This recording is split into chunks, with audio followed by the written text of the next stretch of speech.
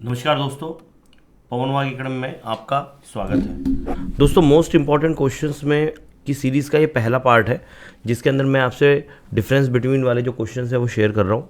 इस तरह के कुछ 2-3 वीडियो मैं आपको दूंगा जिसमें छोटी छोटी बातें आपको बता दूंगा जिससे कि आपको मदद हो जाएगी।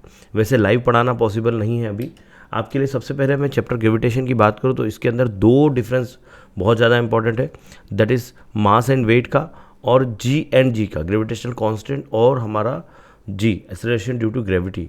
इन दोनों के बीच का डिफरेंस बहुत ज़्यादा इंपॉर्टेंट, मतलब देखा जाए तो दोनों के दोनों जो डिफरेंस है इनमें से कोई एक क्वेश्चन जनरली पूछा ही जाता है। ठीक है, अगले टॉपिक पे हम आते हैं जिसके अंदर हम बात करते हैं पीरियोडिक क्लासिफिकेशन ऑफ एलिमेंट्स की। तो इसके अंदर यहाँ पर कुल मिला के चैप्टर में अगर देखते हैं तो 3 डिफरेंस देखे रखे हैं जिसमें से मेंडलीव पीरियोडिक टेबल और मॉडल पीरियोडिक टेबल बहुत कुछ ज़्यादा ही इंपॉर्टेंट है। अच्छा, इसमें हो सकता है कि डिफरेंस बिटवीन में एक आधा पॉइंट ऐसा आ जाए कि जो रिड्यूस सिलेबस का, मैंने सारे के सारे ले लिए हैं। ठीक है, तो आप समझ सकते हैं कि इसमें हमको करना क्या है। तो मैं यहाँ पर बता दूँ कि Mendeleev and modern periodic table ये आप बहुत तरीके से कर लीजिएगा। ग्रुप और पीरियड तो बहुत सिंपल है। ठीक है, एसपी ब्लॉक भी पूछा गया है, तो तीनों के तीनों ऐसे हैं कि जो पूछे गए हैं। लेकिन मुझे पर्सनल लगता है कि मेंडलीव पीरियोडिक टेबल जो है ये इसके आने के चांसेस ज़्यादा होते हैं क्योंकि ये मेन इस चैप्टर का सार है। ठीक है, आगे आते हैं तीसरे चैप्टर पर, केमिकल रिएक्शन पर। तो केमिकल रिएक्शन में अगर आप देखते हैं तो यहाँ पर 3 तरह के डिफरेंस बिटवीन होते हैं। तो उसमें ऑक्सीडेशन रिडक्शन कई बार पूछा गया है और एक्सोथर्मिक एंडोथर्मिक कई बार पूछा गया है। ठीक है, मतलब आपको डिफरेंस बिटवीन करना है, आप आराम से इसको कर सकते हो। मतलब आपका एक टाइप का क्वेश्चन तो यहाँ पर क्लियर हो जाता है। ठीक है, तो इनको कर लीजिए।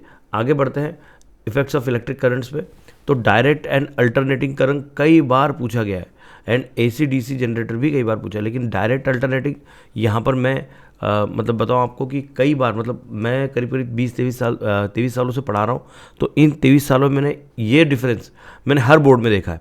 ये डिफरेंस मैंने सीबीएसई में भी देखा है और अदर स्टेट बोर्ड्स में भी देखा और हमारे महाराष्ट्र बोर्ड में भी कई बार पूछा गया है। ठीक है, तो ये आपको अच्छे से कर लेना है, तीनों के तीनों कर लीजिए, आपको डिफरेंस कोई बहुत इतना तकलीफ वाली बात नहीं है। फिर बात करते हैं, यहाँ पर 2 चैप्टर मैंने एक साथ दिए हैं, हीट और रिफ्रैक्शन ऑफ लाइट। तो हीट में सिर्फ एक ही डिफरेंस बिटवीन है और रिफ्रैक्शन ऑफ लाइट में भी यहाँ पर एक ही डिफरेंस बिटवीन है। ठीक है, तो ये आपको कर लेना है। आगे बढ़ते हैं, लेंसेज के अंदर कौन सा सबसे ज़्यादा है। तो लेंसेज में एक तो मायोपिया और हाइपरमेट्रोपिया, ये कई बार पूछा गया। रियल वर्चुअल इमेज कई बार पूछा गया और कॉन्वेक्स और कॉन्केव लेंसेज, ये तीनों के तीनों जो शुरू के तीनों ही कई बार ये तीनों क्वेश्चन में से एक क्वेश्चन आता है। ठीक है, अब बात करते हैं अगले चैप्टर की, मेटलर्जी की। इसमें मेटल्स एंड नॉन मेटल्स, ये एक ऐसा डिफरेंस बिटवीन है जो मैंने फिर से आपको कहना चाहूँगा कि सभी बोर्ड्स में पूछा जाता है।